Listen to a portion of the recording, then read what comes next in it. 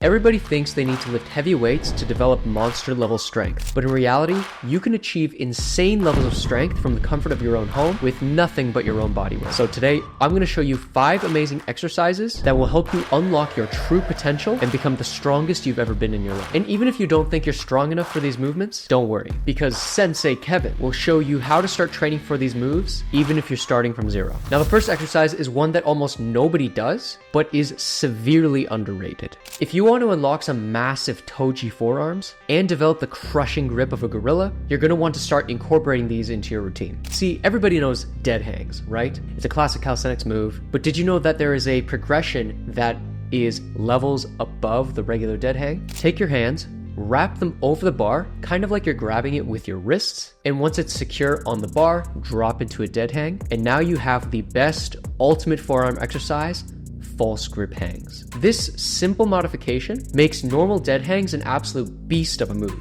and makes it a lot more strength demanding. That constant wrist flexion puts so much stress and tension on your forearms that they're gonna have no choice but to grow bigger and stronger. When you do these at first, you're gonna feel incredible amounts of cramping, but that's how you know it's working. And once you get the hang of it, no pun intended, you can add false grip to any movement you want. False grip while you row. False grip while you pull up. You can literally false grip anything, and I do mean anything. Like the door handle of a refrigerator. If your forearms are getting too crampy, or you can barely hold on for 5 seconds, then here's what you can do. So instead of committing to the full false grip hang, do not clip this. You could try doing a half false grip hang. With one arm, go into the false grip position, and with the other arm, do a regular dead hang grip. This is gonna be much easier. You're gonna be lessening the load on your forearms, but you're still gonna be benefiting from that false grip position. And of course, with strong enough forearms, you can carry mom's groceries all in one trip. The ultimate goal, by the way. But you didn't click on this video just to have a crushing grip. You came here to unlock monster level strength that'll rival even characters like Garo. And this next exercise is gonna help you do just that. See, if you wanna get stronger at anything, you need to increase the amount of load that you can take, which sounds a little sus. But without weights, how are you supposed to do that? Well, it's actually pretty straightforward. It's kind of like how Deku used to channel One for All in select parts of his body. He shifts all of his strength to one side. And we can literally do the exact same thing without blowing our limbs off. And the best exercise for this is the assisted one-arm chin-up. Take something like a strap, wrap it around your pull-up bar. Now grab it with one arm while the other arm takes a chin-up grip. Now perform the chin-up as if it were normal, but something is going to be different. Because of the different grip with the strap, you're going to be pulling with less force with that arm, which forces your other arm, your working arm, to be picking up more of that load. You're going to be doing fewer reps and increasing the strength in your back and bicep. Now, there are variations to this depending on what you prefer and what equipment you have. If you don't have any equipment, you can just use your fingers.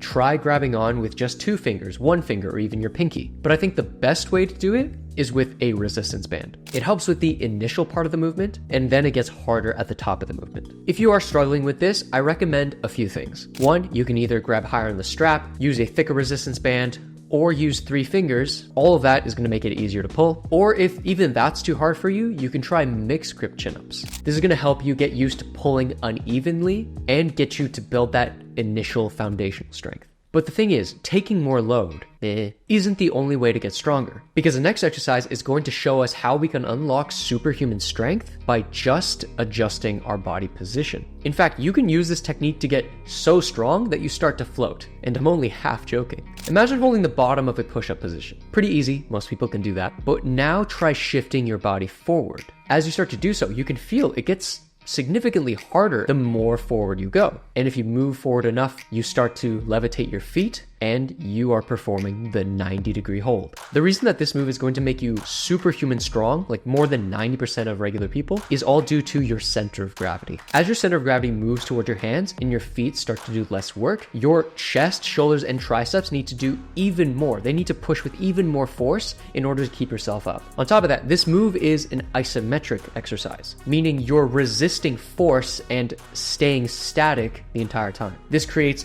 so much tension and maximizes the amount of force that you can exude with your muscles that it increases your strength probably tenfold. But you don't need to understand any of that in order to make yourself stronger. Now, obviously, not everybody out there is going to be able to do this exercise, so this is where you'll want to start. First, try leaning and see how far you can go. Test your strength a little, get a good feel for it. Once you get used to that, try doing smaller pulses to get your feet off the ground. Now you're getting used to holding your whole body weight, even if it's just for like a little second. After that, try holding the entire move, but bending your legs. This is going to concentrate your center of mass even more on your hands so that everything is kind of stacked on top of each other and requires less force to actually push your body up. Once you get good at that, you can extend your legs into a straddle, so you make it slightly harder, but still not as hard as a full 90-degree hold. And then, and only then, when you are strong enough, you can close them legs and perform the full 90-degree hold. Now, as I mentioned before, this is great for developing isometric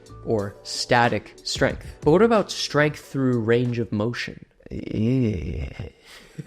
Because if you want to move boulders like Tanjiro, then you need to start practicing your pushing. So this next exercise, which is in fact the most anime on this list, why did I say it like that? Which is in fact the most anime on this list, is going to come in and get us super level of pushing strength. You've seen characters like Goku, Rock Lee, Ippo do this all the time. It's the king of all push-ups. I'm going to stop beating the bush. I think that's how you say it. It's the one arm push-up. Being able to push the majority of your body weight with just one arm is the pinnacle of calisthenics chest strength. It's one of the first skills I unlocked when I was starting out as a beginner, and it was a great gateway to multiple strength moves to come. And to do a one arm push-up, it's actually really simple. Get in the push-up position, but bring one leg to one side. Next, take the arm that's on the same side of that leg you just moved and put it behind your back or against your leg. Then, to perform the push-up, lower down and aim to get your shoulder on the working side to touch the floor. This is going to keep your body nice and parallel so that you're not cheating the movement. You'll want to concentrate on flexing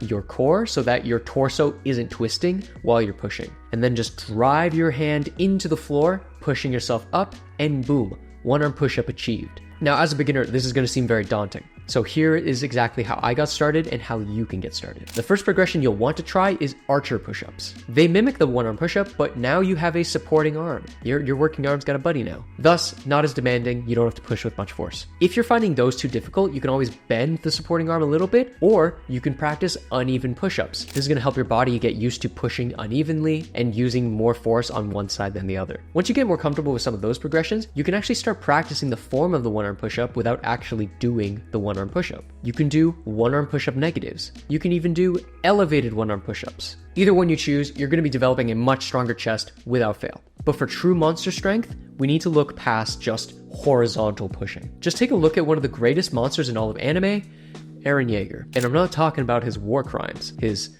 oh so horrific war crimes. I am not talking about that monster. I'm talking about when he carried that massive boulder in season 1. Yeah, that monster. Now, you probably will never get to that point, but this next exercise can get you close. And I guarantee you've never done these before. Some of you might have never heard of these. Floating pike push-ups. These, like regular pike push-ups, they work your shoulders. But at the bottom, you float your body on top. So you're supporting your entire body weight with just your shoulders for a brief 3 to 5 seconds, and then push up like a normal pike push-up. Not only is this amazing for strength, but you learn to balance on your hands, and you combine it with the benefits of static moves, like the 90-degree hold. Plus, this variation keeps everybody accountable. A lot of you guys are cheating your pike push-ups. Some of you guys are bringing your forearms back, which is robbing you of good shoulder gains. The floating pike, it forces you to lean forward so that you can actually float, and leads to strength for other moves like a handstand. Where should you start if you're just beginning? Well, first, get good at regular pike push-ups so you can build that foundational shoulder strength. Then, as you get more advanced, increase the difficulty with elevated pike push-ups. I would even consider doing some wall handstand push-ups to build even more of that strength. Floating pike push-ups are surprisingly harder than wall handstand push-ups. You can even do a frog stand to work on that balance. Then, as you get stronger and you think you're ready, just practice holding that floating position for like 1 or 2 seconds at a time. Then eventually you'll be able to form a full floating pike push-up and have the strongest shoulders in the entire galaxy. But Kevin, what about them chicken legs,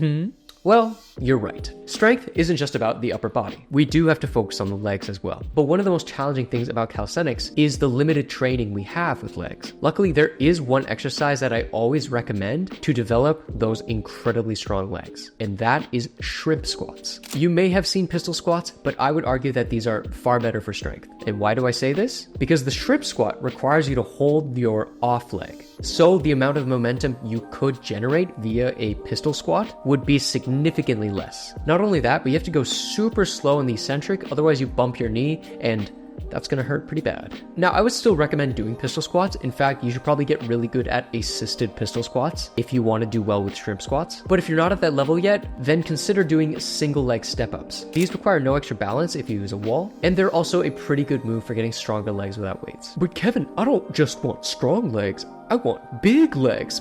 Hey, I get it. I used to struggle with skinny ass chicken legs when I was just training from home, so I know exactly what you mean. Which is why you should watch this video next if you want to learn how to develop anime level legs with 0 weights.